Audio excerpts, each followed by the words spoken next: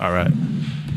So I'm going to tell you how I became like a fan of yours. So in BMX, like the Baker videos are huge, like huge influence on like tons of BMX videos. I don't know how much you've ever heard about this or noticed or anything, but I've never known that. That's sick, man. yeah, like I could definitely show you some videos that you'd be like, wow, that I fathered that style. You know, you would definitely, that would probably be your reaction. But, but you know, I never like really paid attention to the extent of like knowing like that much about you or whatever until I saw the like how to VX video on YouTube. And that really just made me like a huge fucking fan just because of like your enthusiasm towards skating and filming and everything like that. So that just like totally, like when I started this podcast, I always knew like I'm gonna ask fucking Beagle to get on here someday. Cool, man. I appreciate it, man. Hell yeah. Thank you. So I want to throw like all the way back to like where you fucking started out from. Like where did you grow up exactly, and when did you first start skating? I was born in Huntington Beach. Okay. But then moved around like till I was, like 4. Then I was in Costa Mesa, and then when I turned 9, I was back to Huntington Beach until 25 years old. So born and raised in Huntington, pretty much, and never really got into surfing, even though it's the surf city. Right. You never tried it? I tried once, but I can't stand up before the wave breaks. Pretty much okay. like let the wave break like a boogie board and then stand up on the Hey, shit. I just realized you don't have headphones on too. If you want to rock the headphones so you can hear yourself, cool. it's kind of All right, cool. nice touch sometimes. Brandon doesn't have them either, but he knows what he's doing. Yeah. That's cool. Those are plugged in, right? Yeah. All right, cool. Shit. So you never got into surfing? Never got into surfing, man. But man, in the '80s, I remember. I think I was 6 years old, and the Wait. So how old are you right now? I'm gonna turn 35 this year. So Okay. I'm 34 right now. Word. Yep. So in the fucking '80s, when I was like 6, that's when I got my first old school board. And the neighbors shredded and shit. And back then, it was like the movie Gleaming the Cube. Right. Yeah. That was a lot of influence, like the street shredding and grabbing onto trucks and skitching and all that action-packed shit and like sidewalk surfing side to side. Anyway, I think I've always just that's been my shit, man. Just sidewalk surfing till this day. That's my favorite thing to do. Is just skate around town? Pretty much skate, yeah, like the skating from A to B, like to the liquor store. That's some of my favorite skate sessions. Right, Looking for anything you can in between places that like you don't even mean to go right. Like, Exactly. Those little square planter things that are missing a tree on the side of the street. That one that you always pass that you have to ollie over or whatever you see. Just that takes me back to pure sidewalk surfing, and that's I think that's my favorite shit. Yeah, I feel you. Like lately, I've been going out and just riding around the neighborhood more than like even just going out to real spots and shit. Just like riding people's front yards and stuff. Like, I don't know. Yeah, man. Something different, less stressful. But what's really, I think why I like that a lot now is I have a proper cruiser wheel that Dummy makes. Yeah, It's you got your own signature wheel now, right? Yeah, Dummy wheels. It's we got my filmer wheel. It's a size 56, I think, and super soft. And that's what makes skating to the store way more fun than just on your little hard wheels that you would skate anything else with. So it's been feeling that lately. It's really fun. So, like you just from the early days of skating, like what was skating to you? Was it pretty much just skating around town, or like were you going to the skate park or something all the time? I mean, yeah, fucking skating across town, man. That's I think how you develop your style and your sense of creation, like trying to create something out of just anything you see, just gutter street shit. So I think kids out there, if you skate to the skate park instead of having your mom drop you off, I recommend that, and it will expand your creativity. Were you always like searching for spots and just combing, looking for things? Oh, yeah, Did always, you like man. realize like street riding was that at the time? Or street up, skating? man. That's how you know you're a real skateboarder for life, is you can't look at anything without thinking of skating it. Right. It's really like the biggest addiction ever. And I'm sure for you guys, BMX. Totally, Yeah, it's yeah, fucked yeah. up. I'll be on vacation with my family, and I was like, I want to ride that so bad. I like, bet. And I'm sure that's a whole nother world with the BMXing or you're looking for dirt. And grass Anything, more. yeah. So it's even more like shit, anything Yeah, there's too, so much more crazy. But you guys shit. can grind lower worst stuff, which we're like eternally jealous of. Very jealous of. yeah. I wish I could grind every curb that I Yeah, see. it's got to be like a foot and a half tall or something. I know that's pretty your much. shit Yeah. too. Like, Yeah, For sure. I never thought of that. You guys can't fuck with curbs. yeah, and we don't really like go on dirt that much. To be, I mean, it's nice to be able to go on the dirt and the grass, but like usually when you're filming something, typically you like stay off the grass or the dirt. Yeah. I don't know why. That's kind of like a weird skate influence when I really think about it. Yeah. It just feels kind of like cheating a little bit. You know, I mean, you could land in fucking dirt on a skateboard too, theoretically, but it just doesn't really happen. Fun to as try. much. It's fun to try. Yeah. So, were you filming since like super early on? Dude, this is going to be my 20th year in the filming game Okay. Yeah, that's- this year. So, what age were you when you first started? So 15 years old is when I got my first video camera on my 15th birthday. But I was using my friend's camera for about a year before then. So, Okay. But I still just counted as Yeah. when I was 15. So this year, July 4th, will be the 20th anniversary of filming skateboarding. Hell yeah! Hell yeah. Are you proud of that? Or you think Super proud. You think you got another 10 in you? Yeah, definitely. I think another 20 actually. Really? Hell yeah. Okay. Hell yeah. Does Yeah, that freak man. you out though? The idea of being like in your 40s or your 50s and still out filming and skating? Like, do you feel weird about that role? Not so much because it really keeps you young. Just Totally. cooler than whatever else like 40 and 50 year olds probably doing. Like, probably, yeah. If you weren't being active, you would rot away faster. Way faster. Yeah. But don't you feel like you're kind of rotting away because of like the damage you do to your body skating at a certain extent? Not No? yet, man. Yeah, for some reason, I think it's because I've been stretching a lot. Are you on the physical thing like that? You work out and shit? Not or- so much, but not enough. but- maybe exercise once a week. Right. But it has to be once a week. Otherwise, you feel it. You're just like, Right. dude, I can't. Man, I don't want to slam right now. Right. You're just like, mainly you just gotta exercise so you're able to slam Right. and not be so intimidated. To keep your confidence up. And There's always a balance with that Yeah. shit. Yeah. once a week. Because you could fuck yourself up and make it so that you like can't go out. You can't do any tricks for sure. Like by working out for a day, if you like lift weights or some shit, or if you go running, like you just don't have that fucking hop in your step that you need. You know? Yeah, when it's dangerous, especially.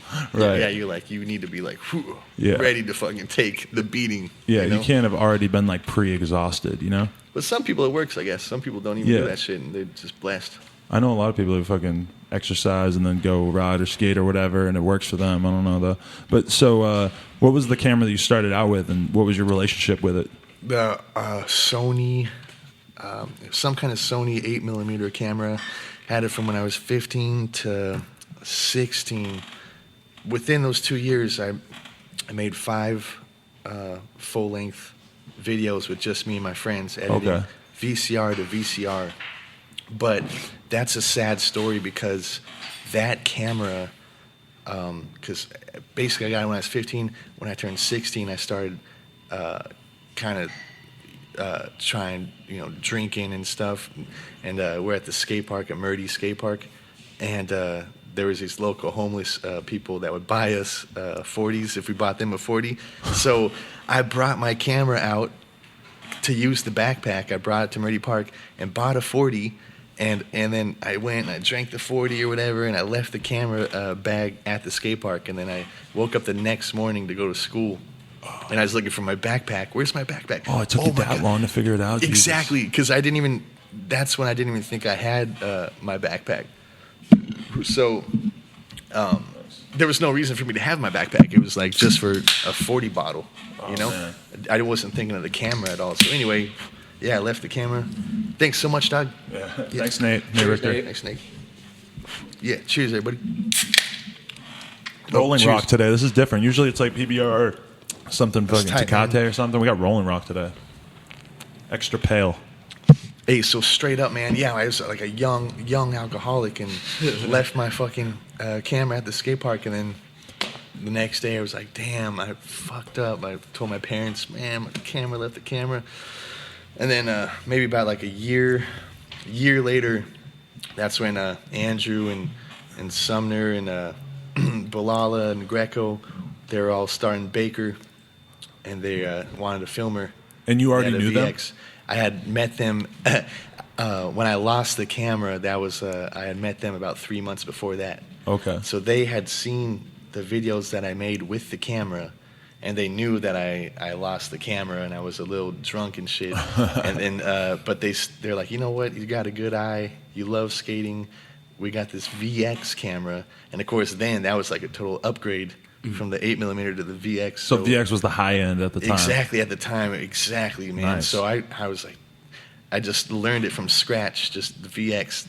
Didn't really have too many people that knew how to use it. Right. So it took me a while, like, to learn the settings, like, throughout the years. Because you have a crazy mastery of the VX settings based on that one video. Oh, I was yeah. really impressed by that because it's so fucking comprehensive about exactly how to set it up. Definitely. Yeah, thanks, man. It's definitely, and it's like 500,000 views too. So you know that like a shitload of Good, kids man. have gotten that fucking influence. You know, because that's like a simple lesson that Yeah. I was never told that for so long. Like that video, if you had that when you start filming with that camera, you're pretty much straight. Like, and like you know a million kids who kind of never get off the ground like filming wise because they never really figure out how to set their shit up. Straight up, man. Yeah, there's some filmers back in the day that would love to come skating with us and Beagle, can I get another angle? Can I get another angle? Yeah, sure, get another angle. And then it comes down and you look at it and it looks all blue or just like, whoa, you have no idea how to even use this camera. And you're just like, fuck it, I'm just filming it. But you really don't even know. But it's all just, learning process. What were you just learning like by yourself at that time, or was there any kind of resource? Yeah, at the time, the other filmer that I filmed with, Jay, at the time, he worked for Baker, and then he started Bootleg. But when he worked for Baker, I would film with him, and he would know a couple little things, but still not even all of the stuff, you know? Right. He was like, learn from scratch too, so. When you were starting Baker or whatever, what were the conversations like? What was like the whole idea behind it? Starting Baker? Yeah. Well, I was kind of like, or when they Andrew came brought you to on like right after it. Yeah, like when they first came to you, like when you got your camera stolen. Yeah, that was, they rode for Birdhouse at the time. Oh, okay. Yeah, but what they had done was make that video Baker Bootleg. Right.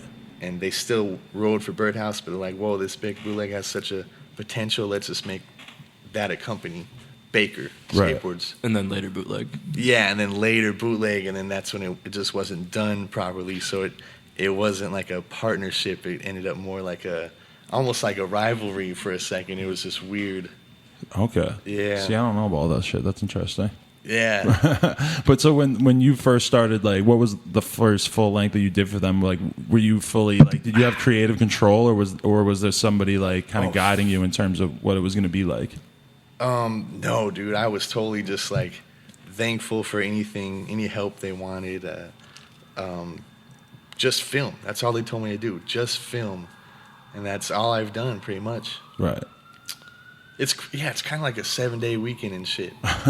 You still feel like do you really enjoy it so much that you still feel like you really don't have a job? Yeah, definitely for the most part, because I know I'm totally blessed, and if I were to do anything I didn't love to do, it'd be totally different. It's been so long since I've been in that situation. You got your phone like on the table? Oh or yeah, something? yeah. Sorry Sorry about that. But yeah, man.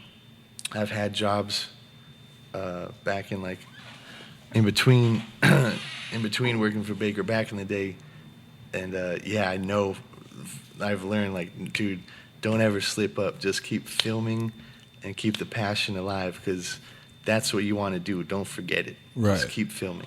A lot of people, I think, they like start to achieve their goals or whatever, and then they kind of lose sight of the fact that like their goal all along was to do that thing as much as possible. You know, like you see it with skater dudes all the time who love skating so much, and then as soon as they reach a certain level, it just kind of they forget about the fact that they are a skater. Yeah. Was that deep? Or was that fake deep? Yeah.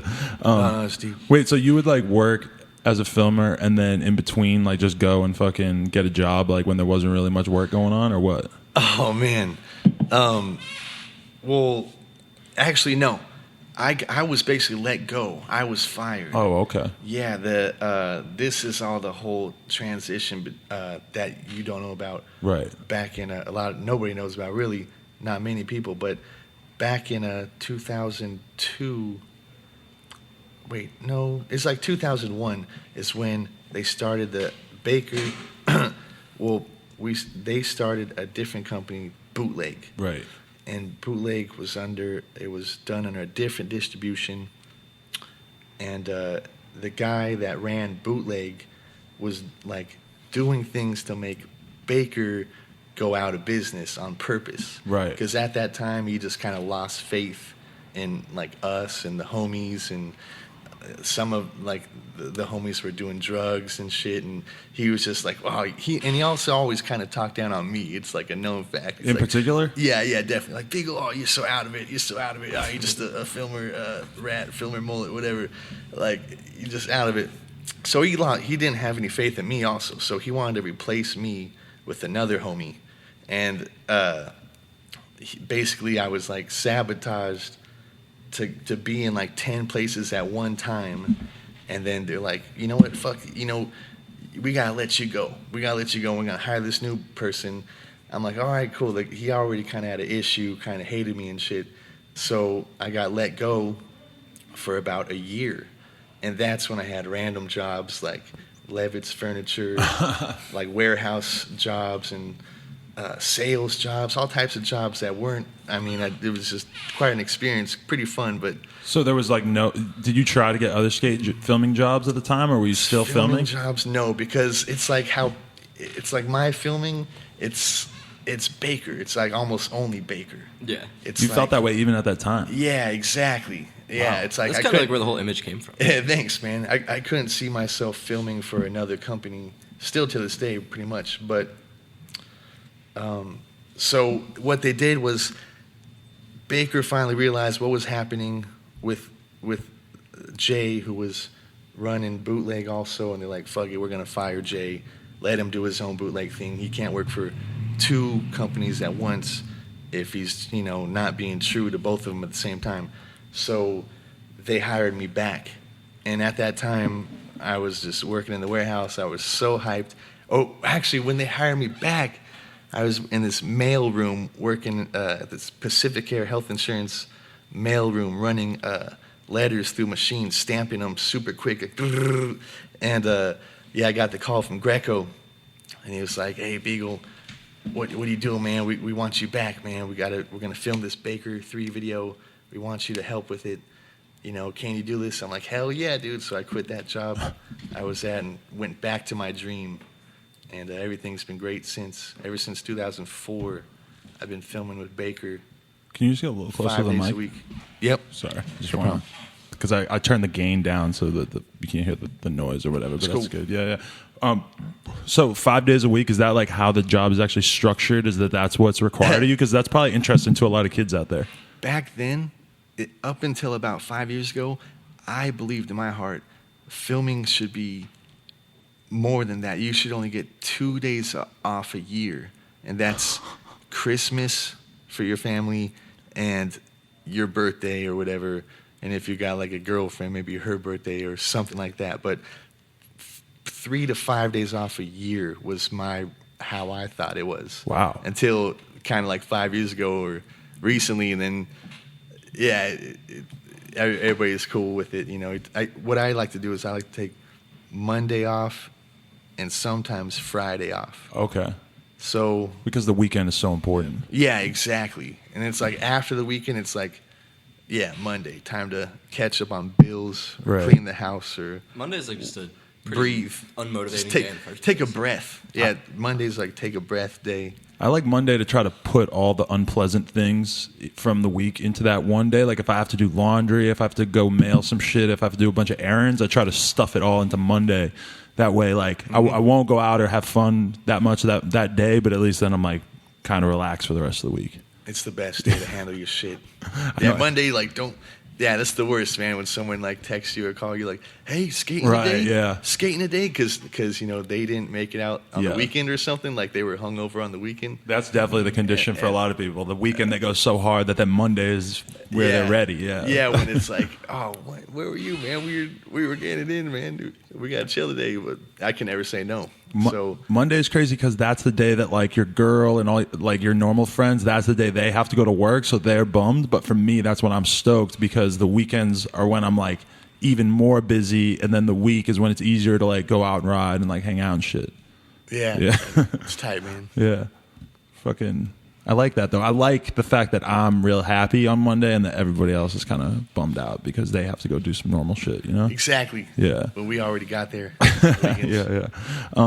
So once you started working at Baker again, was there like was your role the same? Like, have you always tried to stay in exactly the same role of filming or what? Yeah, but it was even better because that negativity, that rain cloud that was around was gone. Right. And that was that fool that did the bootleg at the time. So, I mean, we still loved everybody on bootleg was the homies, but he I don't know, tried to convince them it was like a separate thing, and it was just a little awkward for a little bit. But everybody's cool and everybody's straight again and everything. But with that fool out of the picture, it was like everybody was just happy to do their thing and way more productive, and it was just all fun at the same time too. Right. Yo, so as someone who this is what I find kind of interesting. A lot of people don't really understand like how difficult playing the role of TM is. Like loading, getting everybody out in the van in the morning or whatever, and like that whole side of things. Like everybody loves skating or riding, and everybody likes filming and all that shit. But like the fucking actual organizational part, has that always kind of come natural to you? No, I mean, well, that's because there's help with that though. There's other, I got a good friend, Donut. He's the official team manager. So is he out with you every day that you're out? Pretty much. Okay. Like 9 out of 10 times, he's kind of like my right hand homie. He's doing the Instagram photos. And like navigating sometimes. He's doing all the calling and stuff. And I mean, I could get people together also, but he definitely helps make that happen. And he's like, that's his shit too. Did that used to be your job early on though? Like you were having to do all the TM type shit too? I mean, other than just calling people and get together and skate, that's pretty much it. And sometimes I used to send out boards to people or help with that little bit, but not so much. That didn't last that long. So hey, the beep finally stopped. By the way, Nice. you notice that? Thank fucking Didn't God. even notice. It did though. Wait, did it? I just heard it I again. can hear it a little bit. There's like a weird beep. I can't tell if like people can hear it at home or what. But yeah, sorry about that. no, that's cool. Yeah. So fuck. Where were we? No, team managing, yeah. Right. Yeah. It's pretty smooth though. I mean, everybody's all the homies. Everybody's cool with everybody. Right. Other than, I mean, it's hard to make it out to Oceanside or San Diego. I wish I could make it out there a little more often. Right. So who's the usual crew that you like take out every day nowadays? Or does it change up a shitload? I mean, it's pretty much whoever lives closest. Right. And so we're living in the valley right now.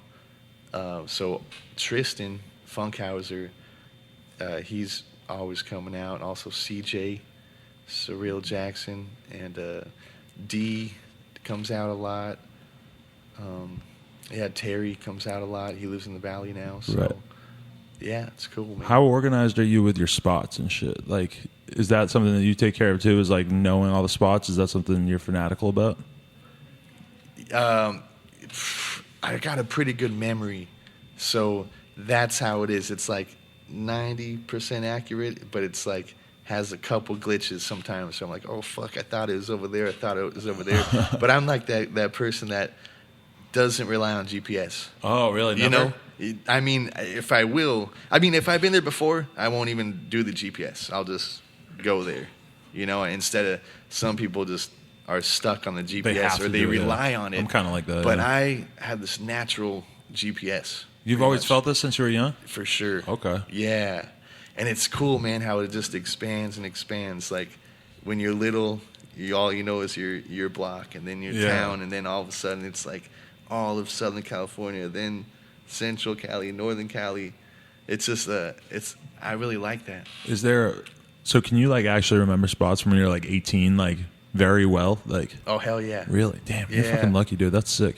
I go to spots all the time and then I can never remember where the fuck they are, and it's just a huge issue.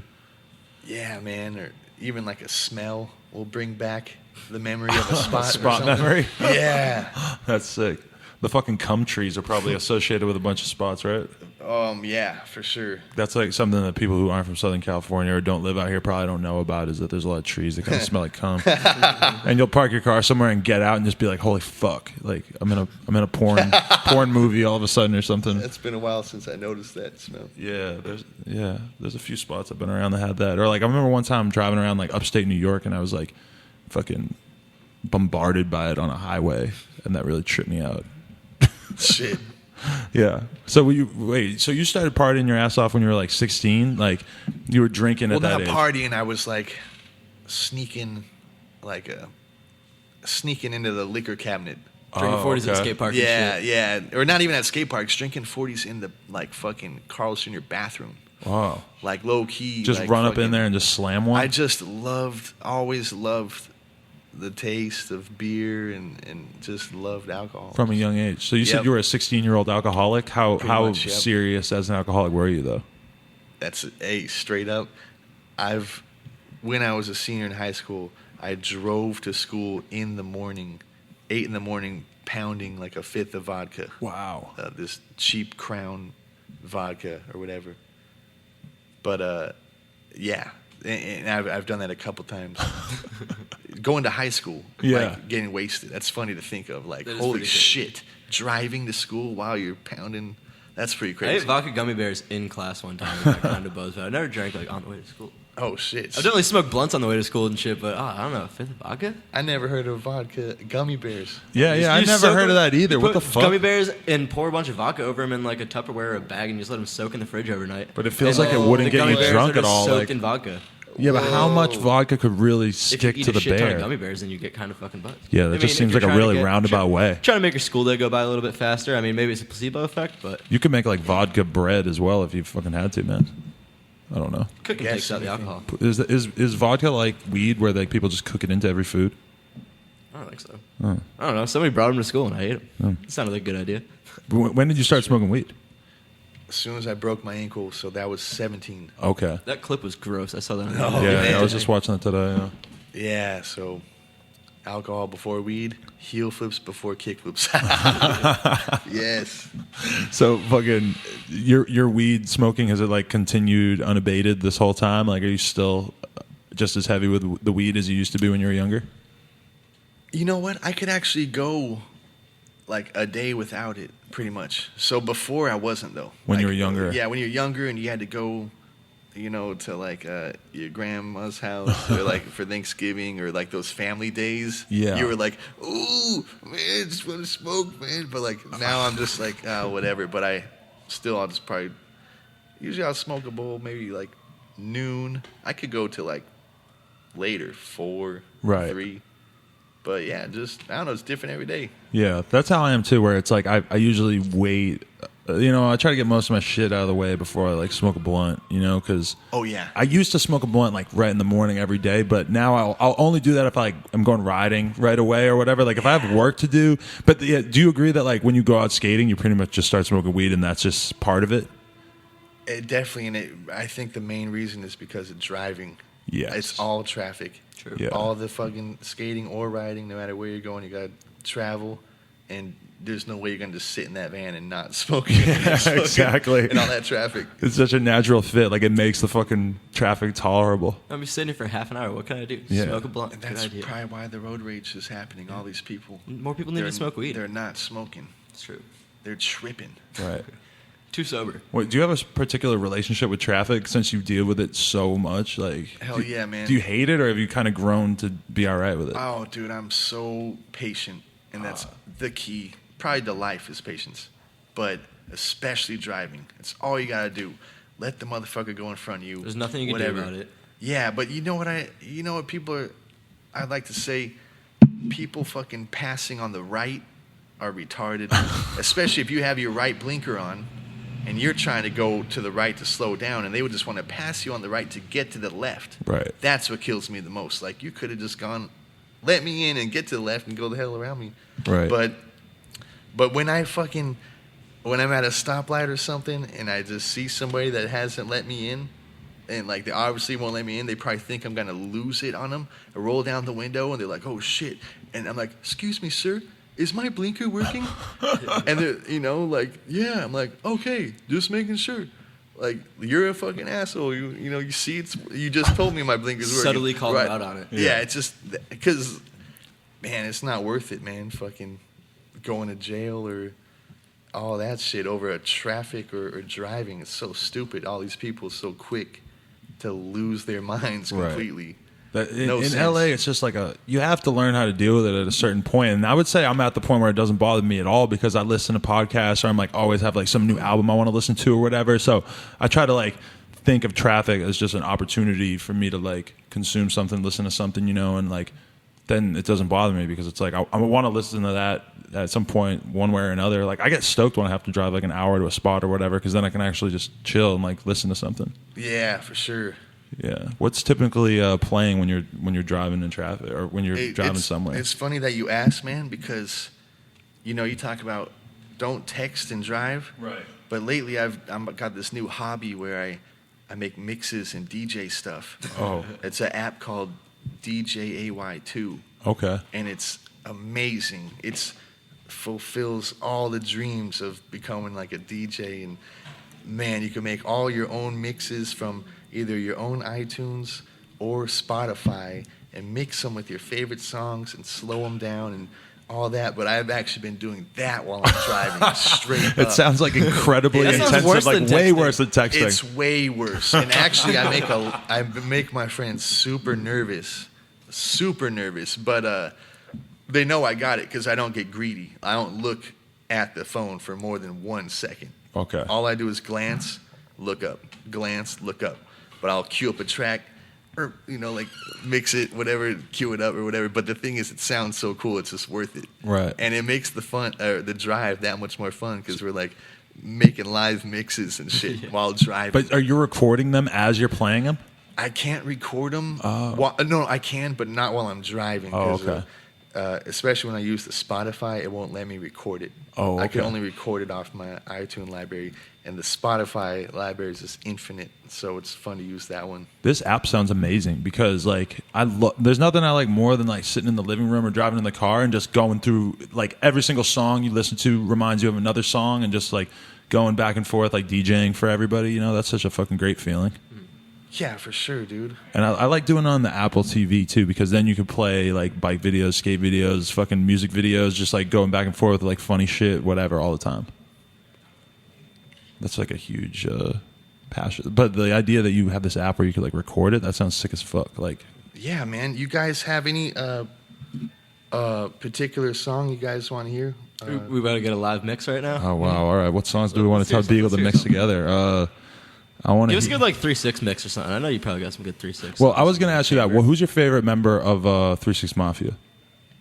If you had to pick one. Oh man, well, Because Gangsta Boo is supposed to come here, but so we could ask Yeah. this question now before she shows up. Well, they're all so amazing. They're 3-6 the best, but my favorite is Crunchy Black. Oh wow, okay, so you go for the fucking underdog, all right. Yeah, exactly. Because his style, like His voice is so good. Punchy. Yeah, he's just gutter. But I don't know if I'm going to be able to name a Crunchy Black song though, Oh yeah, yeah. like a specific title. Pretty much good. Well, because he had 2 albums that finally came out, and they were so low key, Right. and underground by that time. Yeah, and a lot of people don't know of his solo albums. How did you become friends with Gangsta Boo? Straight up, I'm gonna. This is hijinks how it all comes in. But I thought of this. Sometimes I say fucking weird things happen in threes. Okay. So this is really hijinks with where this comes into play.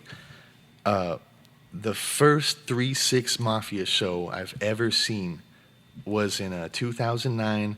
And by that time, it's only DJ Paul and Juicy J, and they were playing in Anaheim. So I went with a couple homies down in Anaheim, and on the way there, I drank a juice, which is like This Four era. Loko. Before the Four Loko? But right before Four Loko. So it was a potent, a lot of caffeine So in we're talking that like juice. 2005 maybe? This is 2009. Oh, okay. 2009. Yeah, because Four Loko did come out around then, yeah. No, it was 2008. Okay. It might have been 2007 or 2008. Were you on the Sparks before then? Hell yeah. Yeah. Hell yeah. Yeah. So once the juice came out, it was like, whoa, we're jumping from Sparks 8% to fucking, or no, Sparks was even like 6%. Yeah, Sparks wasn't that bad. Four Loko was way worse. Yeah, and then 12%. Yeah, so, but anyway, so I drank a juice on the way to the 3-6 Mafia show. And then we see the second juice of the day, Juicy J. You know, he's, you know, they're killing it. Then I get home that night, way later that night. At that time, I was living in Hollywood at the Baker apartment on Hollywood Boulevard. And so I had a friend of mine that was over there that goes by the name Juice. So that was the third juice of the day. Right. And he told me, yeah, Gangsta Boo from 3-6 is she's coming over right now. She's about to meet up real quick. And I'm like, what the fuck you talking about, man? Get out of here, man. I was just at a 3-6 concert tonight. What are you talking about? And then he's like, yeah, well, here, she's on the phone. And then hands me the phone, and she's on the phone asking for directions from the 101 freeway. And I'm like, what the fuck? This is Boo? Oh my God, get out of here. Yeah, get on the, 101 South, here, see you in a bit, Was this the first real rapper you'd ever spoken to, probably? Yeah, definitely. And it was mind-blowing because I had been to a 3-6 concert. I had just seen DJ Paul and Juicy J with my own eyes for the first time. And that night, a few hours later, Gangsta Boo was coming to my crib just to meet up with Juice. But why was she meeting up with your friend? About drugs? Basically, yeah. Right, yeah. okay. Yeah. So anyway, at that time, I rolled a strawberry Swisher for her, and I grabbed some Shake Junt stickers, and I went to the gas station with Juice to meet up with her, and she was solo, just meeting up real quick, and she seen the Shake Junt shirt. She's like, Shake Junt, what you know about Shake Junt? That's a Memphis term. Yeah. I'm like, yeah, I know. Hell yeah, I got you these stickers. And I get, here's this blunt. She's like, oh, okay, that's what's up, that's cool. And anyway, it was just like, holy shit, I just met the queen of Memphis, fucking Gangsta Boo. No way. This is forever. This is going to be one of the coolest things that ever happened. Like, same day I seen 3-6 Mafia. So anyway, years went by. That was in like 07, 08. And then when Instagram came out, I posted a photo of one of my 3-6 collages that I made on this cardboard with all the Hypnotized Minds covers, and I would like cut out with scissors. I would cut out like Crunchy Black and shit. You cut up your actual CD inserts. I would. So you weren't worried about ruining them. No, that's cool. No, because it was worth it. I knew it, and I made a collage of Project Pat, all the HCP legends, Gangsta Boo on there, LeChat. Anyway, took another photo of it and posted on Instagram, and I think I might have just hashtagged the Mafia 6 or something like that. But anyway, Boo hit me up on that and was like, that's tight or whatever. And I was like, oh shit, that's fucking Miss Yahoo, that's Gangsta Boo. What? I wonder if she remembers me. So I just hit her back on the Insta. I was like, yeah, remember me? I gave you that strawberry Swisher, at that mobile gas station. Did you think that she might actually remember? I thought maybe, but she says she doesn't. She's like, I don't know, but I don't blame her. She doesn't seem like the type that would remember shit unless it was like really important. I know, but at a gas, I guess people give her blunts all the time, Yeah. Like the Shake Junt stickers would kind of be like how often do you get those? Yeah, but at that time, who knows? She was partying. But anyway, so I hit her again on the Insta, just if we could meet up and stuff, because I had some ideas and wanted to do like a Shake Junt collaboration with her. And she was down, so we made a Shake Junt T-shirt. And yeah, she's down, she's repping. It's just cool to know her and hang out, and yeah, we go on like double dates sometimes. Right, yeah, because that's how I first realized that I was going to be able to get you on the podcast through her, is because I saw her at the bar one night and she was with your girl. Yeah. And she's like, oh, this is Beagle's wife, and I was like, oh fuck yes, perfect. I like waited a while to ask her, but I was like, all right, that's sick. But isn't that crazy how like Gangsta Boo, for me, like even 6 months ago, I think was when I interviewed her, and I went to Black because it was her birthday, just because I was like, yo, she's gonna be there. I'm gonna fucking talk to her. I'm gonna get her to do my podcast, and I was like, I couldn't believe that I even was like meeting her, And now she's like, see her around. Yeah. She's like, she'll just text me some like random shit. Hey. Yeah. It's pretty crazy how she just went from like to like a normal person to a certain Yeah, extent. You know, she you still moved- kind of fan out though. Yeah, You know, Gangsta Boo from Memphis is Yeah. here in LA, just kicking it, all cool. And it's doing good her she's not thing. here to hear this because she could probably get a big head or something. Oh yeah, But you know what gave me so much pleasure is like my girl. I like introduced her to Gangsta Boo at the bar the other day, and my girl doesn't really know about rap like that. And then I like the next day I showed her like some of her videos and stuff, and she fucking like you show somebody the Where Them Dollars At video from 1998. They're like, wow, fucking. That's because Yeah. that's her at like 18, like fucking going crazy in this huge like cathedral, throwing money and shit. for sure, man. Good stuff. Yeah, The thing is, I admire her because she's still super productive and still like it's never stopped. And I would still buy her CDs even when she left Hypnotized Minds before. Right. I was always a fan, so even till this day, still just got that like that '90s OG 3-6. yeah. It's rare that a rapper could Flows. hold it together and still make like relevant music like as late in her career as her, but she's fucking still holds it down. You know, like she's it's tight, actually man. sick. For sure. You ever listen to Xavier Wolf or Chris Travis? Because they're from Memphis too, and she's fucking done songs with them and shit. But I know you're such a fan of the Memphis scene that I wasn't sure if you know about them. Xavier Wolf? Yeah. No, I haven't heard of him. No? Okay. I'm gonna show you it later. Cool, man. Yeah. You probably like it. Sick, man. Fucking. We never really got to the root of your answer to that question of who your favorite 360. Well, because we were talking about the DJ thing for a Crunchy. second. No, Oh, Crunchy, Crunchy. Right. You're right. Yeah, Yeah. and it's also because his juking, his dance moves. Right. I mean, just for that, his ability to do that like kind of moonwalking, all that skills that he does is like, dude, Crunchy, like you're just such a like almost like a superhero. Right. So hey, while we're on the topic of 3-6, I know you said that you have a connection with a lot of dead rappers like Pimp C and such. Do you have a connection with Lord Infamous? Any You cool know, stories about that? That's a really good question, but not that I've known of. But Koopsta Nika passed away Right. a couple months ago. Yeah. Which was only like a year or so after Lord Infamous. Right. I know they were both only 40 years old. It's crazy, man. They were both some of the best Right. Memphis rappers. But anyway, Koopsta, after he passed, I've been seeing 901 a lot. And that's the Memphis area code. But I consider that as like a Koopsta sign. It could be a Lord sign too, but I always look for that 901, and that's either Koopsta or Lord. Right. That's how I see it. Can you tell what's the Pimp C connection exactly? Chopped and lean. Yeah. Oh man. Well, that's a DJ scoop. The Pimp C, straight up, the day that Pimp C passed away in 2007, in December. And you were already a huge UGK fan at this point? Oh yeah. Okay. Yeah, definitely. Me and Brian Herman, we were chilling that night. We actually ate some mushrooms. So later that night, we were cooking shrimp, and we were just tripping so much that we were rolling blunts, and we squeezed. Right. Okay. Yeah, the The shrimp shrimp. was. Yeah, we squeezed shrimp juice Into the blunt. on the blunt. Yeah. Now, like, do you feel like you really could taste it?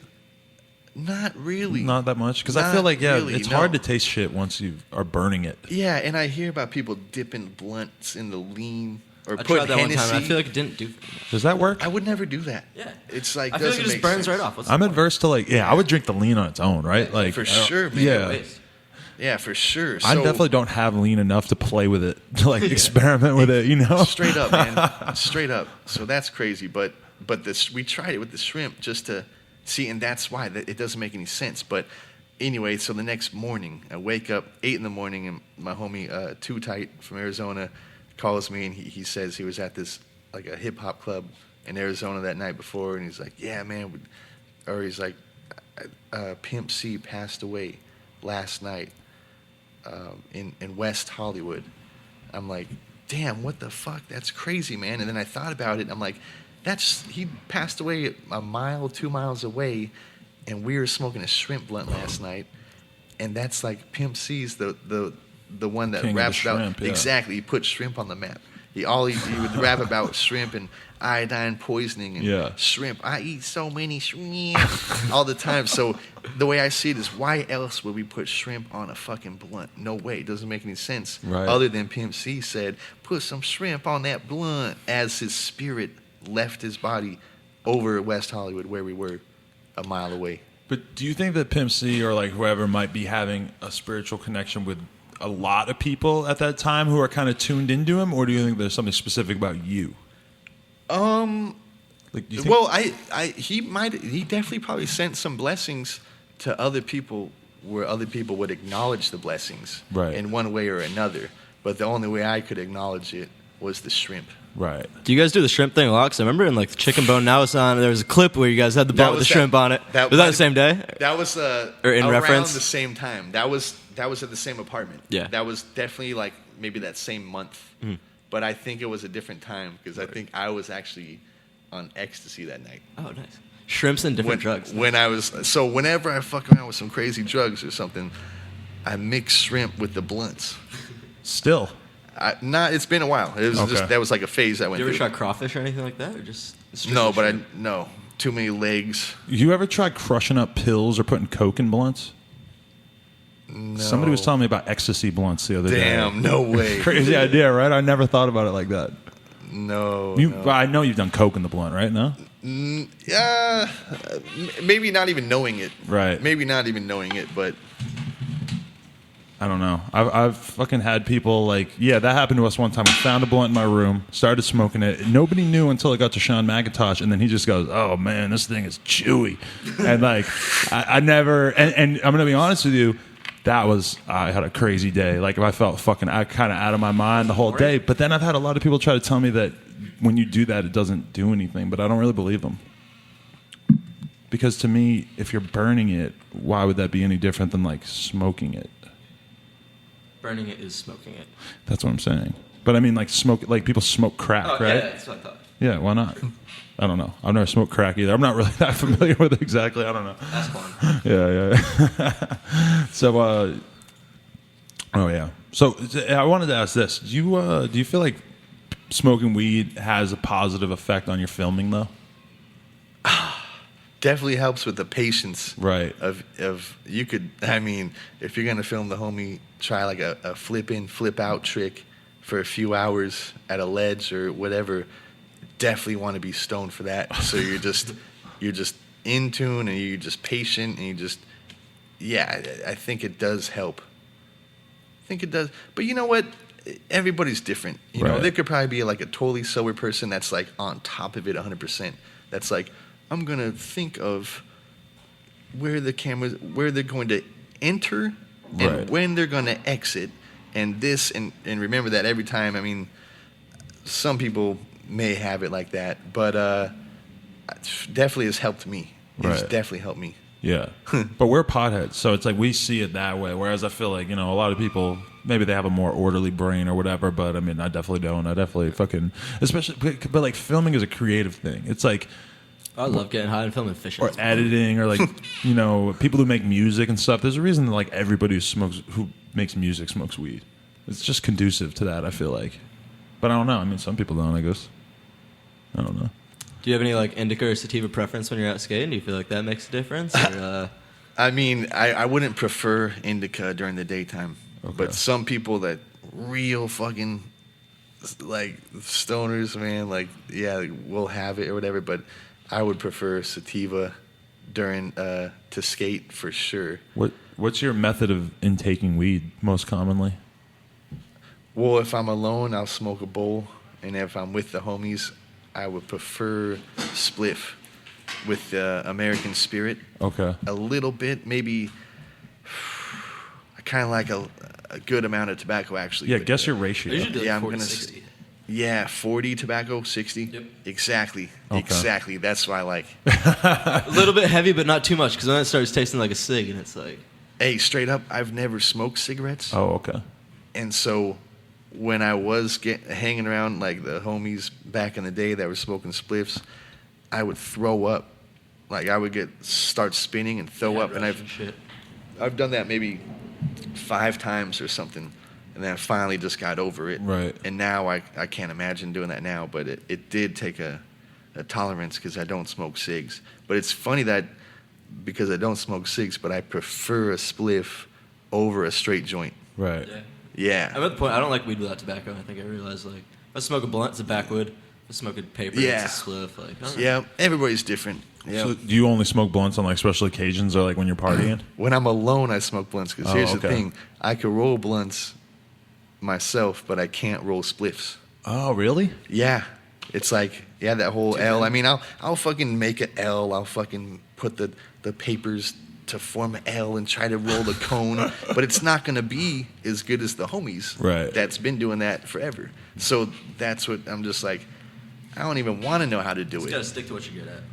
When Yeah, you're- exactly. When you're out with the crew and you're smoking weed, are they having to pitch in, or is it like you're fucking donating to the fucking to Baker everyone have, who's like, a around? weed budget for the Because that's team? always a weird thing with us is like dudes want to smoke, but then dudes don't want to share the blunt with the 7 people in the van. Well, we you did know? plug prices where you pretty much supplied the weed the whole time. Yeah, which is sometimes pretty you're on a sick. We did trip. and they bought The weed TM whole has time. got to It was buy a couple ounces on a lot of trips. I feel like.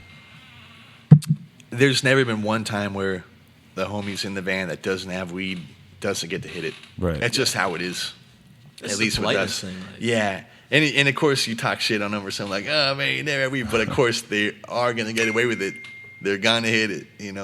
It's just got to be that way. They got to be included. Yeah, exactly.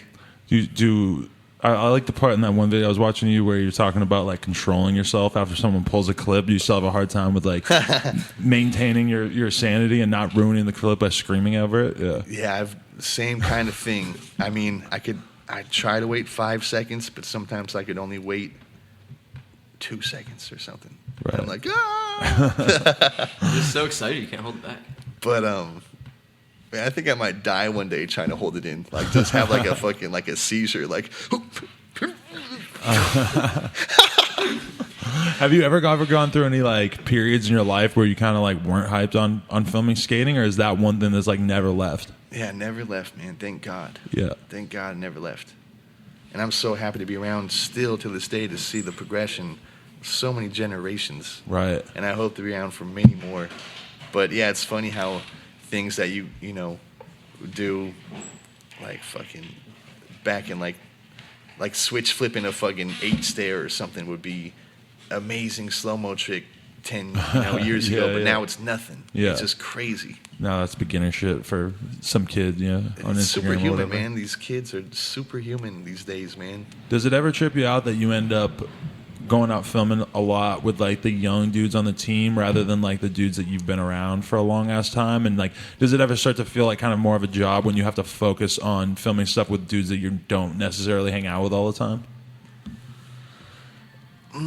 It's fucking, man, I just love taking the kids these days to the OG spots. Right. And them being able to film something today in this day and time. So loud. It's like, Fucking bums walking around blasting music. It's so loud. it like you got this local ollie in your town Right. that you've always wanted to see somebody do.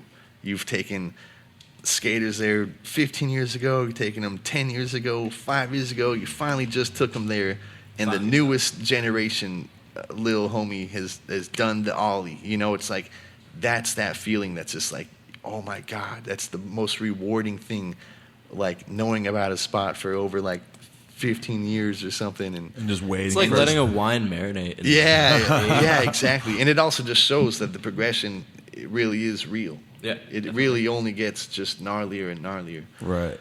I was telling Andrew recently, man, like, damn, you guys, man, fucking, you guys are like pushing the limit of longevity so much. Like they have not stopped. Like they just get gnarlier and more good and better. I was saying, man, back in the day, I remember when Eric Costin turned 30 years old, and my good homie Brad Hayes, who I grew up skating with, was telling me that, like, man, hey, can you believe Costin's 30 years old, dude? And like at that time, like I was probably like, I don't know, fucking 20 or I don't know, 19 or something. But anyway, and we're like, yeah, wow, he's 30 and he's still so good. That's so crazy. And now you got fools, the homies that are like 37 and they are just killing it still. And that's what keeps me like, now I'm about to be 35 this year, and I'm like, dude, if I were to think like 15 years ago, I would hope I'd be skating when I'm 35, but I wouldn't be sure. But like just knowing that I feel great and there's like other fools still jumping off shit and they're 40 years old, whatever. It's like, damn, the longevity is just pushed. It feels good, man. You guys got a lot of guys like that in Baker. Like Braden's been killing it forever. Fucking yeah. I think Andrew's Braden still killing it and shit. just turned 30 or something.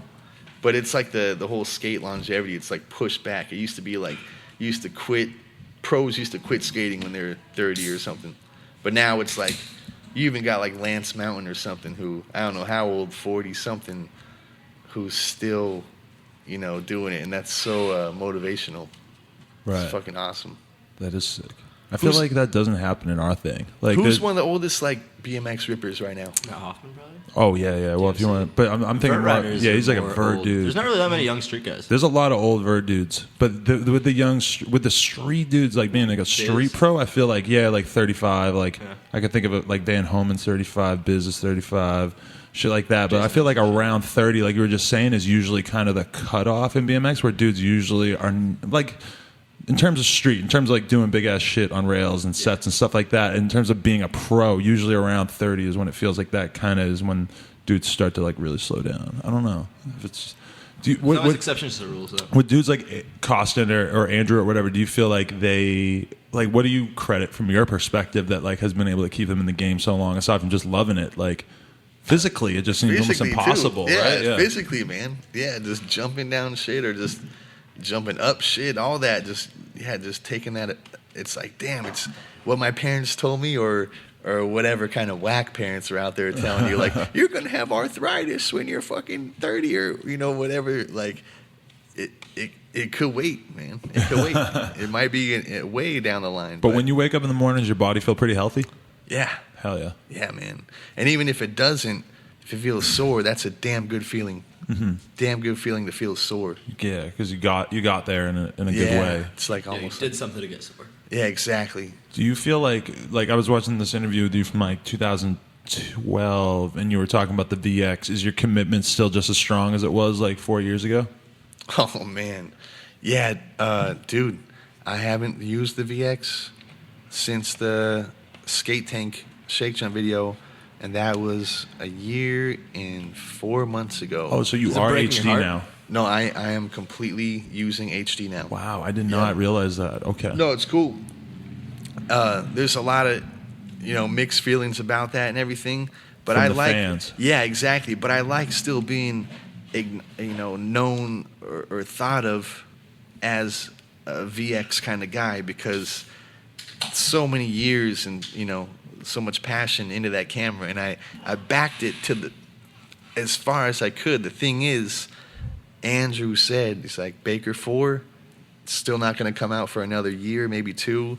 We're not going to be filming the VX like then. Like, fuck. Because my VX was like falling apart a lot. Really? Like many of them. I mean, you could always try to find a crispy one and just keep it going. But the thing is, yeah, he's just like, you know what, kind of back and forth with it. Let's go HD. You know what? Never mind. Let's go VX. Let's keep it, OG. And then we're like, nah, we got to stay up with the times, a little bit. We got to adapt. It's going to take a while for people to, maybe get used to, but it's going to be for the best. Was this strictly like you and Andrew having this conversation, or was there any pressure from like the owners and shit?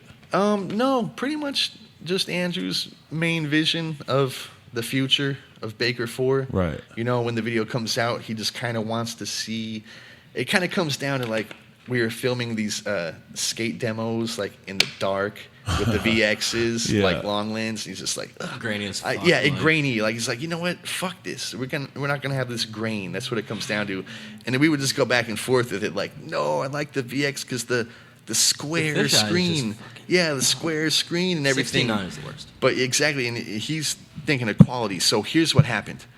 I had to go with it because I want to keep my job. Mm-hmm. That'd be funny if I was like, you know what? Baker's not going to use a VX. Fuck it. I'm like, whatever. I'm there would out. be a like, couple thousand kids that would love you for that. Right? Man, but that's not me. I'm going to stay doing as long as I can. Baker. Are you glad you made the switch now, though? Dude, I'll tell you what, it's man. Great in a lot of ways, right? Not only, it's so good because it took about a year to get comfortable to the framing of the rectangle, and I still wasn't totally hyped on it until recently. about 3 months ago, a good friend of mine, Jake Ledger from the Barracks, told me about an adapter, Meadowbones adapter, and that adapter goes in between the fisheye we have and the camera and makes it Get big even on your more HD fish. camera. Dude, so straight up, I put that on and it looks like a VX fish. Only it's like a rectangle frame, so it's even kind of more fish and even more crispy. So it's crazy. Like you're filming somebody and you could read the fucking the letters on the store a block away. You could see the dude like doing a kickflip a parking lot away, like in the background. Oh, That yeah. I have shit friends trips who like me out. digitize Yeah. the names of schools and backgrounds and shit nowadays. I can like see myself in the background of the clip, and I can see exactly what I was doing in the background of the clip. That freaks me out. Hey, that's one thing though. You gotta beware on the HD, the background props. It's for sure you get somebody in the background a block away. Like, oh, I told you to stand to the right. That's like, snitching. You just see everybody, but so thanks to that Meadowbones adapter, I assure any doubters out there that are like, oh fuck, Beagle, how could you go HD? How could you do it? Look at this fucking Baker 4 video. Look at all the new videos. You're gonna see it looks good. It looks really good.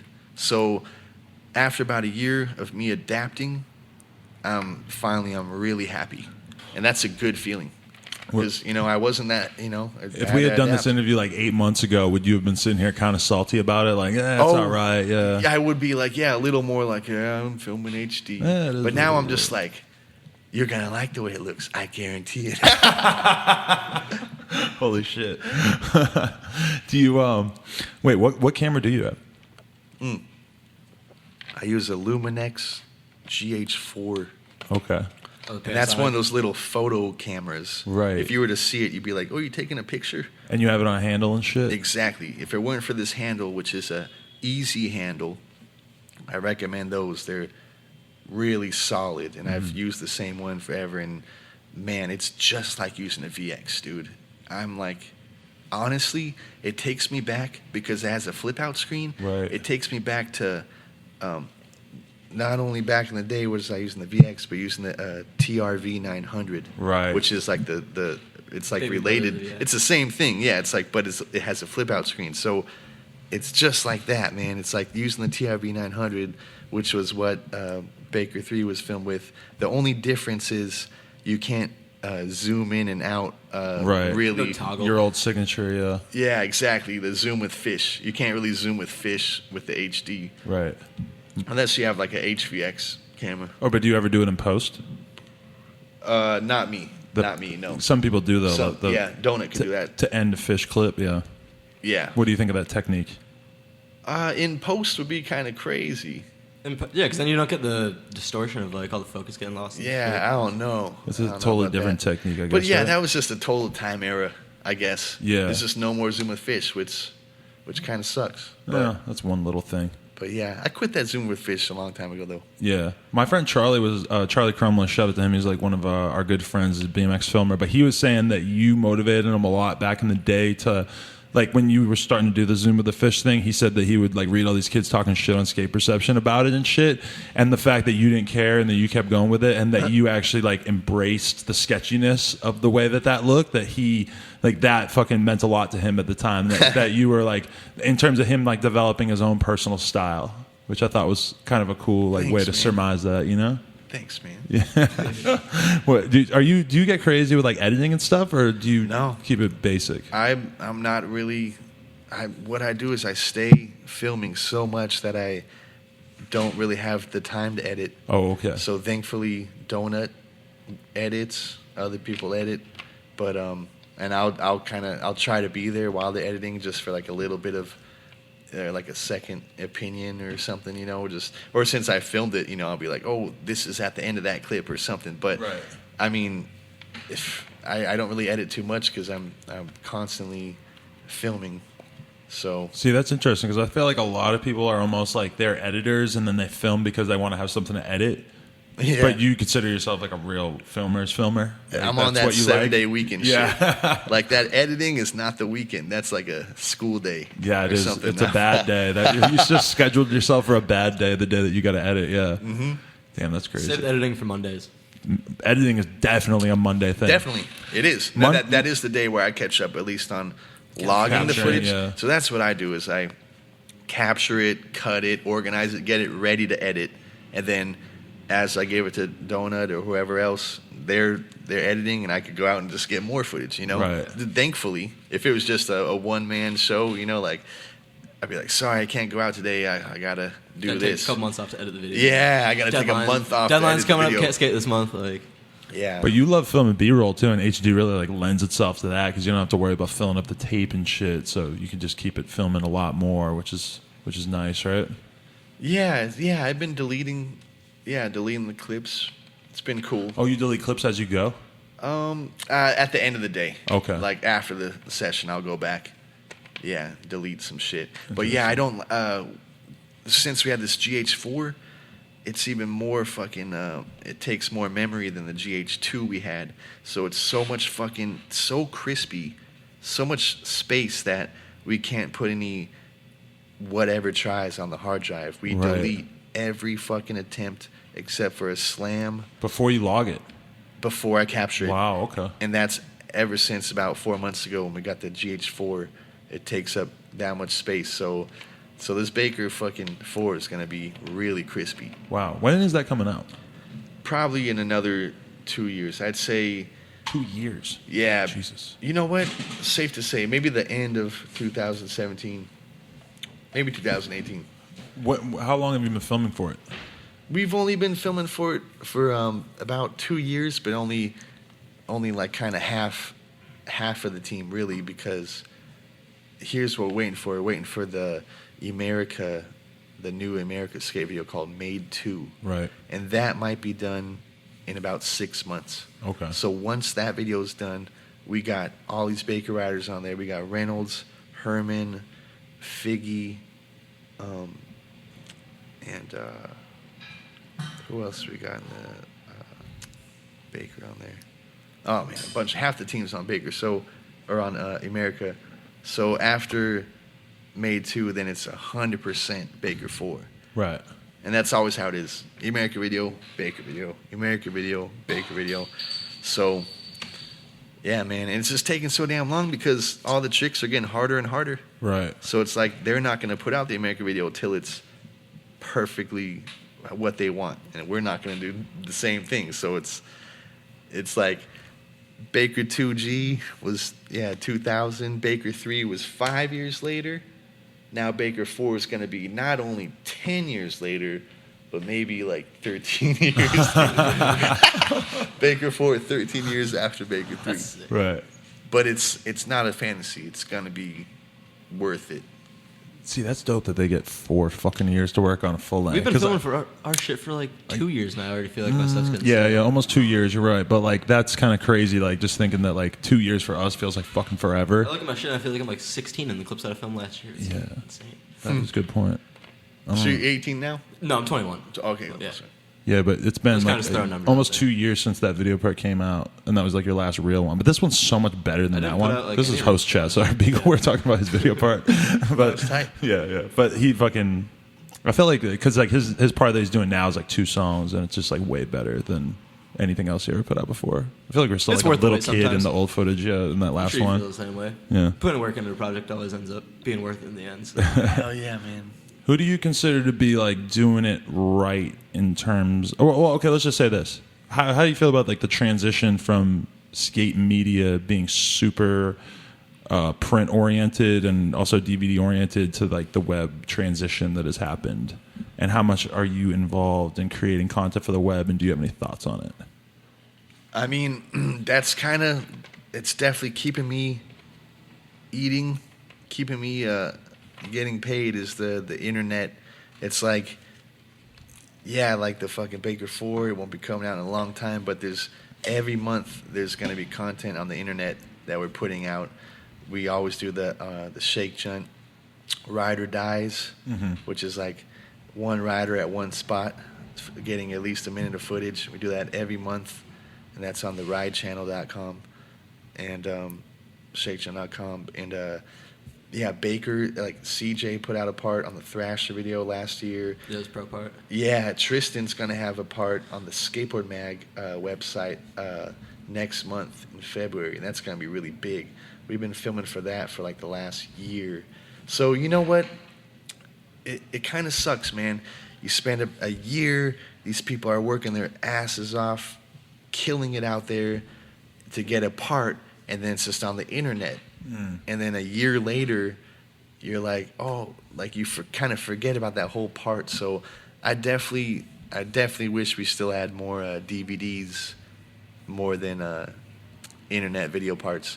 But that's just how it is. Just You guys are pretty lucky that you still get to film for like a big blowout 4-year video, though. That shit is fucking sick. yeah, but it's like hard too, yeah, because you got to fulfill the internet at the same time.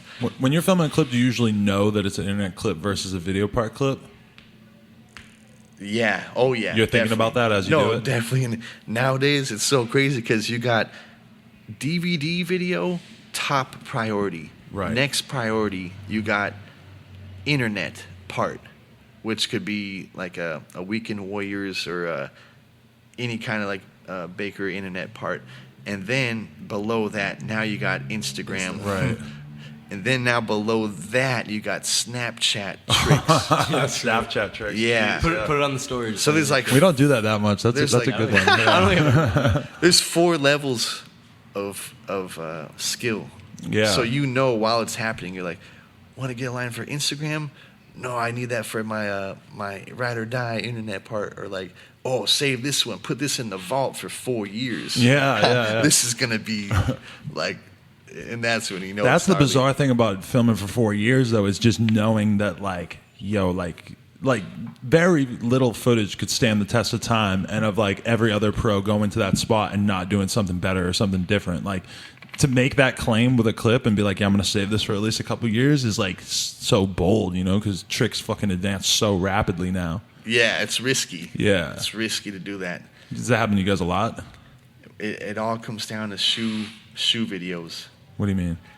Like America Oh, or yeah. whatever other sponsors that Baker riders ride for. It's like, well, I got to save this for that, or I got to give this to that, and then you're stuck with sitting on something for 5 years or something. Yeah, we were actually having a conversation about one of our friends today who like films the craziest shit for Instagram. That is, it's almost like the tricks for his Instagram. It takes away from your real part. They're It's like you're doing it on indistinguishable from his Instagram. video part clips. Like they're exactly as good, Yeah. and he'll put like exactly the same amount of work into an Instagram clip, which is cool in a way. But at the same time, it's just like you really are like blowing yourself out by doing that. You know, like you should sit on that. You should film that for real. I break it down to like threes. Like today I went out, I filmed like 2 HD clips, a VX clip, and like a couple Instagram clips. So it's like, I Good feel like job. There's Well, like, that's there's actually like productive. setting for everything. It's like some shit you know like looks better VX, and it's like I don't know. Yeah, that's the way to do it. That's how you know you're handling business. Yeah. When you're getting tricks for You your know what part you have for what. and like, tricks for the internet the same day. You're Yeah. a real pro if you can pull Exactly. that off. Yeah, that's Yeah. sick. Yeah, I feel like that is also like the conflict that sometimes happens is when you go to the spot with somebody and they like are like, oh, I want to do this for Instagram, and you're like, you're no, like, "Fuck, I wanna dude, do that you're for like, a clip." please, dude, that's a fucking video part clip, and they just don't agree with you. Especially if like, because for me being 32, it's like I have more of like a spot oriented mentality where it's like. To me, even if the trick is easy, if it's a really fucking cool spot that nobody's ever filmed anything at and that maybe nobody will ever film anything again, it's like, yo, dude, you need to have that as a video part clip just because the spot is so cool. Yeah, just claim it. But a lot of younger riders don't get that. To them, it's like, that's easy. I could do that 100 times. It's like, yo, it doesn't matter because Yeah. the spot, like having that spot in your video part Anybody means a can do it lot. 100 times, but you're the one who did it. So it's Yeah, like, you did it. You know what it comes down to? A perfect balance. You got to be 50-50. You got to be, let me put my shit in the vault so I could still be somebody in 3 years that people are hoping to see. Again, real hammers, real tricks. And also let me just sprinkle one trick a week on Instagram just to show the sponsors you are skating. Keep it If competitive. you were to do all to one, it's not going to work. Everyone's going to think you're not skating if you don't throw it on Insta for months. You're going to be like, I haven't seen this full skate in fucking or whatever.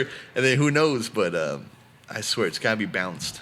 I'll think that sometimes too, because I'll hear kids having a conversation like, "Oh, like that person never puts anything out," and I'll be thinking, like, I've been getting dude, that on my Instagram all week. he had a fucking fire web video like 6 months ago, but kids, their mind moves so fast that Yeah. you know, if he doesn't have at least a couple Instagram clips a week, then it's like he's not really present in their mind, which is kind of crazy, you know? For real. Yeah. All right. Hey, when A lot of talent out there. we are getting close to the timeline here, but when did you start driving an Uber, and what was your motivation with that? Well, basically, I kind of need to move forward. You know, I used to not think about tomorrow at all, ever, never. You know, why think about tomorrow? Why go to school? Why, you know, a lot of shit. You could just, something could happen, and you could just work so hard, and then just something could happen to you the next day. You could die or something. So I used to think like that forever until I got married. About 2 years ago, I got married, and so it's like, okay, totally have a future now. One day we'll have a family.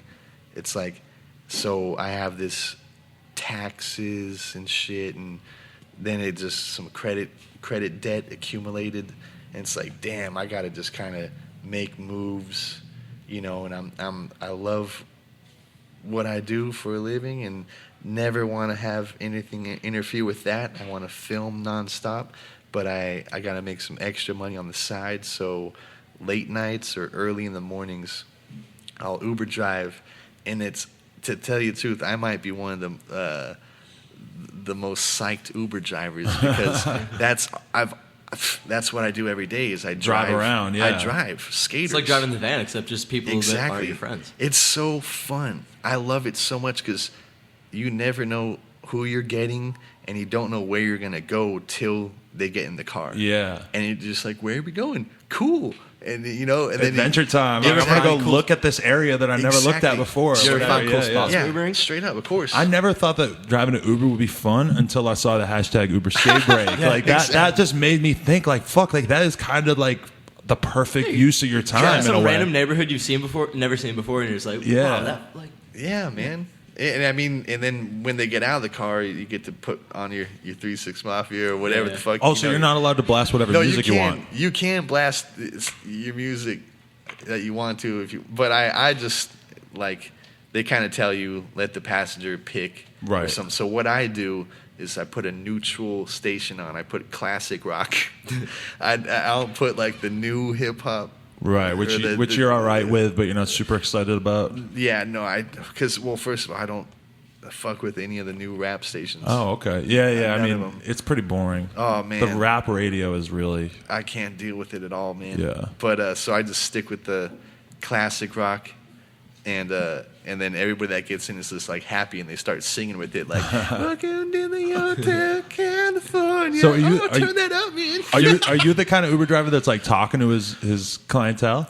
That's another thing. I don't want to fucking make any like girls feel uncomfortable or something. I'd be right, like, yeah. "Hey, how's your day? Hey, blah blah blah," or whatever. But I'll just say a simple, you know, how you doing, whatever, and that's that. And if they talk, then I'll talk. Yeah. But if they're not talking, I'm not going to bother them. So, yeah. Have you ever came upon like any like really insane spots doing the Uber thing that like just occurred to you like I would never have found this spot otherwise? Yeah, man, for sure. Definitely. When the Uber skate break takes place, do you have a tripod for your iPhone, or are you just No, I have an extra shoe in the trunk. extra shoe. I'll lean it against the shoe. okay? Yep. And is that a compromise in your mind though? Because you're thinking like, fuck, I should be like providing for my fucking family right now by driving It is this a Uber. compromise. Yeah. Oh, yeah. No, instead it of is. spending 20 minutes on this bank trying to do something. You gotta get one of Yeah. these. This case is like a fucking tripod. It's so decent. Oh, good. Oh wow, that I'll is check that so out. perfect. So Yeah. Sick, man. Or a real tripod. I mean, you got the skateboard in the trunk real anyway. tripod doesn't attach to your phone. That's true. But Hey, he's got a whole trunk. No, Yeah, for true. real though. On that note though, I would not do an Uber skate break on a Friday night at midnight to 2. Oh yeah, of I'd course. be missing out on some good business. And that's But- when the fares are more, right? Yeah, exactly. So Uber skate breaks are just daytime or when it's slow, or if of course you see something you know you're not going to be back there again for a while. Right. Yeah, but recently though, I just applied for a Lyft Oh, I'm going you're to start doing doing that as that. Yeah, because recently Uber has taken more money from the drivers. Okay. So instead of getting raises, they just gouge you. Right. So So it's not that great money-wise? It has been great until about a week ago. You're just used to making this certain amount, and then like re-sign the terms and conditions, and then you notice like, holy shit, I'm making less, and I'm driving. Because the about same. a week ago is when I got the email saying like, yo, fares are like 10% Yeah. less or whatever. Which would be great for the riders, but you're Yeah. gonna gouge the drivers at the same time. Yeah. That's crazy. Damn. So I'm gonna do Lyft too, but it's fun, man. I love it. It does seem pretty dope, yeah. When you have your days off from filming, is that like do you just like jump in your car for a couple hours and just go do it, like a quick little thing when late at night when you just have a little extra time to spare instead of like watching TV or something? Yeah, or kind of. Yeah, if you know you're going to have 4 hours. If you know you're going to have 2 hours, don't even do it. Why? Because you might end up hella far from Yeah, home? you might end up okay. an hour away and just have to drive straight back to where you want to be. It's straight up rolling the dice every Yeah. time. Have you ever met anybody who like knew who you were? Out of like 500 passengers, I probably had 3 or 4 skater kids. And did they notice you? They would be at the end of the ride or something. They'd be like, "Do you skate?" And I'd be like, "Yeah." He's like, "Is your name Beagle?" I'd be like, "Yeah." He's like, "Oh, what? Fuck," like. But of course, they're not thinking it's me because when I pick him up, the it's last got thing you're thinking and about, it's got my Ryan. first name, Ryan. Yeah, they're like, Yeah. "Ryan, he is here." He's like, "There's no way this is Beagle right here. This is Ryan." You should just full-time." change it to Beagle and then get kids hype. Yeah, celebrity Uber Imagine us driver. requesting an Uber home from Black one night and fucking Beagle comes pick us Yeah. up. That'd be so tight. I do want to maybe do some kind of skate trivia or something, or when they realize Do that like they're a Cash skater, Cab? be like exactly like Cash Cab. Oh, just Yeah. have the That'd be GoPro so ready dope. to go. Yeah, Yeah, something like that. that'd be sick. You should just start your own thing and just do Uber skate kids to fucking spots. Oh, maybe, yeah. Man, it doesn't work that way though because it's like you don't control the app at all when you're Yeah, working there. true. Like you have no fucking, and that's the crazy part. Is like, so if you pick somebody up and they're like, "No, I want to go to San Diego," do you just have to do it, more or less? I think so. I mean, you could be like, "No, sorry, I can't take you," and nothing will probably happen to you. Well, they could give you a bad rating. Oh, yeah, bad rating, but that like doesn't mean anything. It doesn't really? That whole 5-star, you don't get anything for having 5 stars. Oh, really? Nothing. I think, but don't if you have like a horrible one, they might fire you.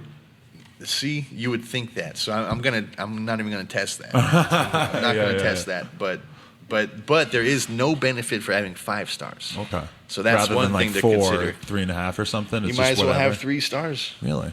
Yeah. Well, that's good. That's good for the drivers, all the fucked up drivers out there. Nate right here. I has got had- picked up by a drunk driver one time. It was fucked Yeah, up. Nate right here has had 2 different Uber drivers who are doing coke, which I think is One guy amazing asked because to it's buy so drugs easy off to report the dude if somebody was like Yeah. pissed off about it. Like, yeah, Tripping. tripping.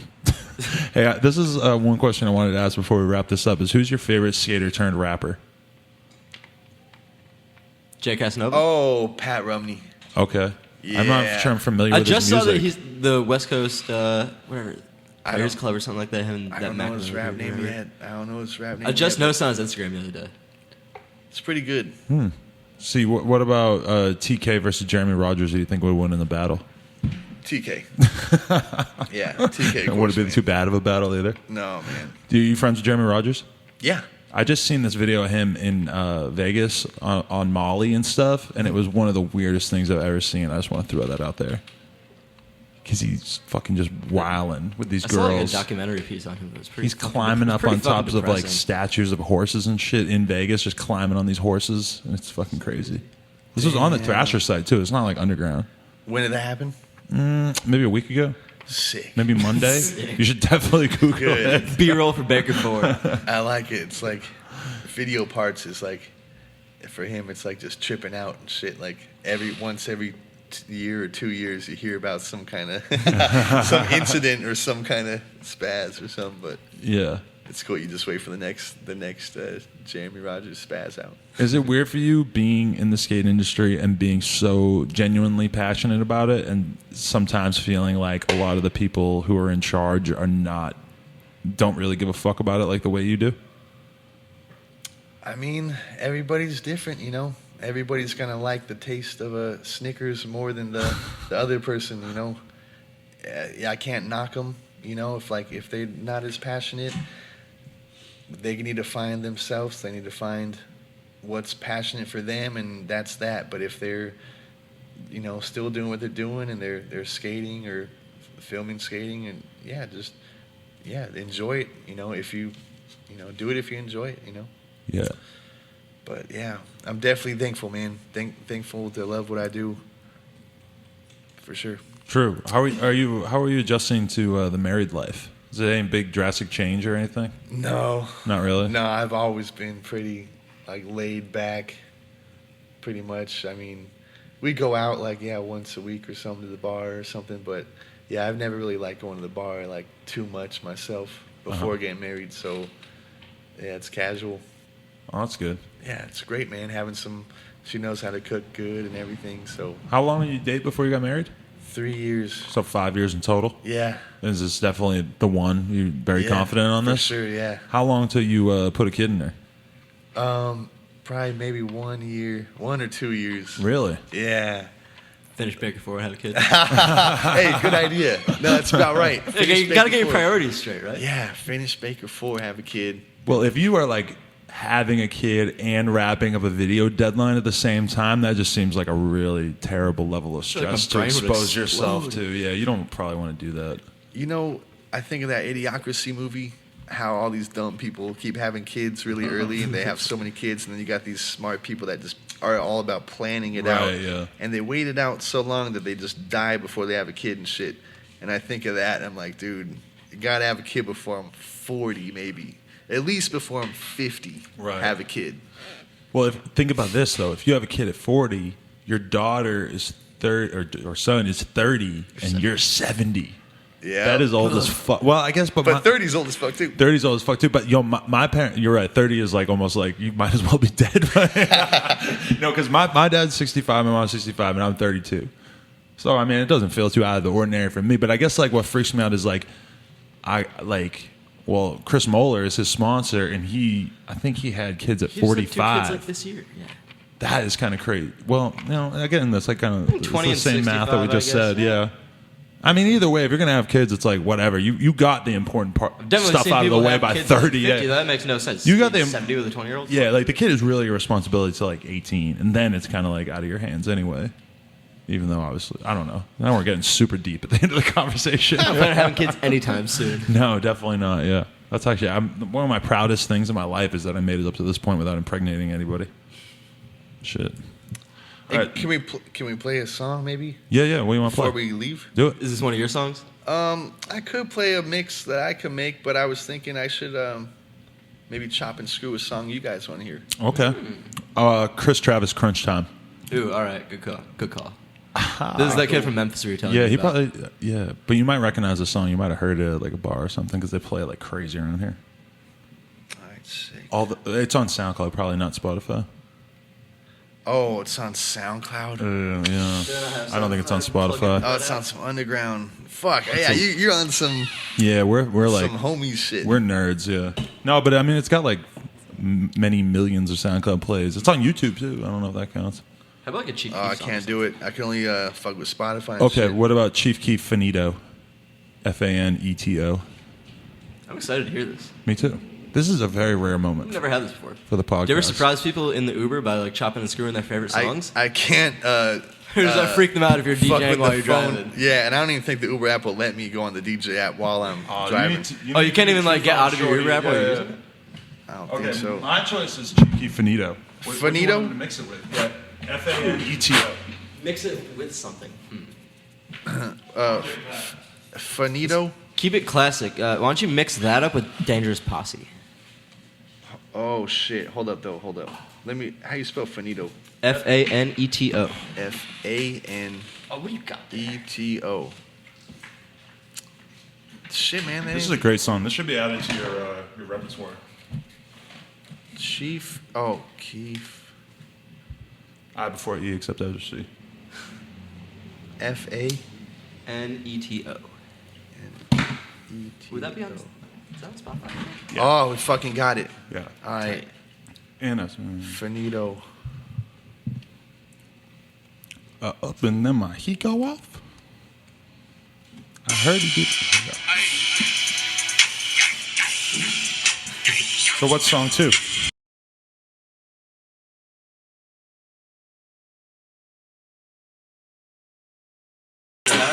That was amazing. I'm truly blessed to be a part of this.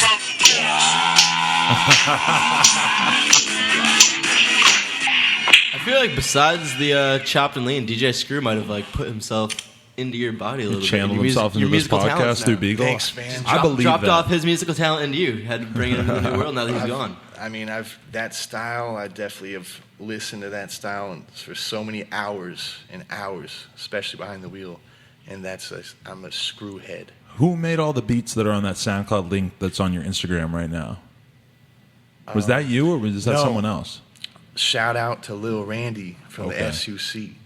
Straight up, DJ Screw, he passed away in 2000, but Lil Randy was the homie that was right there watching Screw do all the shit and everything. So he, till this day, still does what Screw did. And some people don't know. They're like, oh, Screw passed away in 2000. Lil Randy's been doing the same thing this whole time. And keeps it so real. Straight up. You could have your own shit. You pick 15 of your favorite songs. If you email Lil Randy at sucmusic.com, you could email him your 15 favorite songs. And if you want, you can include shout-outs to your friends. Sick. Straight up. So if you got a homie's birthday coming up, or what I like to do is Christmas time, for all the homies, shout out all the homies on like a song that they like or something. He does it. And I think he only PayPal invoices you $75. Well, that's pretty nice. Only $75, and he has it done within 2 days. And he goes in there when he can, late night, and just does it and shouts out the homies. And it's Lil Randy, and straight up, Lil Randy is like the modern day Screw. He's the best at that style. Wow. You know. So anyway, I still have been listening to Lil Randy throughout all these years. So I still such a screwhead. And once I found this app about a year ago, changed my life. I'm like, dude, I could chop and screw shit. Fucking my favorite song is like on command or whenever. Like, but anyway, you still gotta give it up to DJ Screw and Lil Randy. They're the best at it. And if you want your shit customized screwed, hit up Lil Randy sucmusic.com and you could get your own screw tape done. 15 of your favorite songs. You doing the Beck and Forth soundtrack? Well, we're gonna have different. We're gonna No. yeah, we can't screw this shit. But there'll probably be like one screwed song for Beagle Fort. Yo, I feel like he's gonna be flooded with orders. Like he's probably, and that app, I feel like he's gonna see a huge surge in downloads. For sure. Hope so, man. Yeah. Hope so. Changed my life, man. Yo, you want to send any shout outs as we end this? Just shout out to Lil Randy. Shout out to Gangsta Boo. Shout out to Skinny Pimp. Shout out to Shake Chunt. Shout out to Dummy Wheels. Baker for Life. Baker Force coming out. That's about it. Yeah. Hell yeah. Well, shit. Sick. It's good talking with you. Yeah, man. Thanks to Beagle for coming through. Fucking can't believe it. Like, this is definitely a podcast that will cross over from the non-BMX side, the No Jumper fans, to like the BMX fans as well, because there's like a million dudes out there who fucking love your style of filming and your videos that you made in the past. So I think this would be fucking very informative. That's sick, man. Thanks, man. Appreciate it. Yeah, dude. So, shit. Thank you, Beagle. Everybody out there, follow No Jumper on YouTube, SoundCloud, iTunes. And thank you to that tripod over there for holding the camera. And shit. Thank you, Brandon Began, for coming through, too. Thanks for having me. If you want to watch some BMX videos, you want to see somebody fall really hard on their head on El Toro, Google my name if you want to see somebody Google fall Brandon down Began, a Toro yeah. on their face. Hell yeah. Thank you, Beagle. Yeah, for sure. Thanks, guys. On some shit. Chill. That was awesome, man.